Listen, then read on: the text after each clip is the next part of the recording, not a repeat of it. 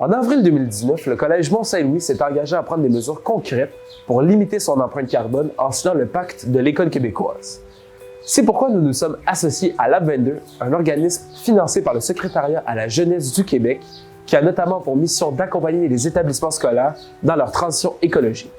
Bon, la pandémie a ralenti nos efforts, mais depuis cet hiver, un comité de pilotage formé d'élèves, de membres du personnel, de parents et de membres de la direction se réunissent régulièrement afin d'établir les grandes lignes de la transition écologique du MSL.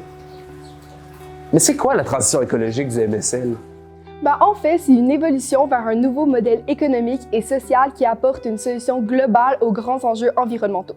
La transition écologique vise à mettre en place un modèle de développement durable qui repense nos façons de consommer, de produire, de travailler et de vivre ensemble. Mais avant d'opérer un virage, la première étape de la démarche a consisté de faire l'analyse environnementale de notre milieu. Bilan carbone, caractérisation des déchets, recension des habitudes de notre communauté.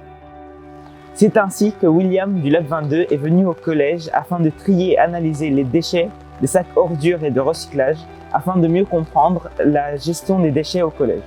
Ce que nous devons retenir de la caractérisation de nos déchets, c'est que 26 kg de matière sont détournés du site d'enfouissement, 83% de nos déchets pourraient être valorisés et 8% de notre recyclage sont des matières non recyclables. Parallèlement à ce travail, nous avons aussi demandé ce que le collège pourrait faire pour améliorer son bilan environnemental. Voici ce que vous nous avez répondu. Les deux éléments principaux qui sont ressortis par niveau sont, en première secondaire, le compostage et les aménagements extérieurs. En deuxième secondaire, les cours à l'extérieur et la diminution de manuels papier pour des manuels virtuels. En troisième secondaire, le développement d'activités et de sorties écologiques ainsi qu'une friperie. En quatrième secondaire, le compostage et la consommation responsable. Et finalement, en cinquième secondaire, le compostage et la gestion des déchets. Suite à ce sondage, le comité de pilotage a priorisé 3 grands axes pour construire notre plan d'action à suivre dans les 2 prochaines années pour assurer la transition écologique. Premièrement, la gestion des matières résiduelles, avec comme objectif de réduire la quantité de déchets produits dans l'école, d'améliorer le tri des déchets et d'instaurer le compost. Deuxièmement, les aménagements extérieurs, avec comme objectif de verdir l'établissement et d'aménager des espaces extérieurs pour les cours et d'autres utilisations.